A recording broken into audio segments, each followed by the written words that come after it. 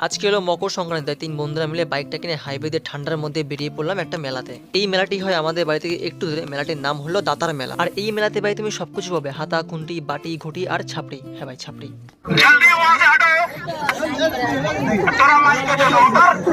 যাই হোক, ওটা আমার বন্ধু ছিল। আর এই যে আমরা 3 মূর্তি দাঁত খেলাতে খেলাতে মেলা দিয়ে ঘুরে বেড়াচ্ছি, হি হি। আর এখানে ভাই এরা বাংলাকে হিন্দি গানে উড়িয়া কম্পিটিশন করছে, উড়ি উড়ি। তারপর শীতের মধ্যে দাঁত বের করে চলে এলাম এই আড়াতার ধাবাতে ডিনারটা করতে।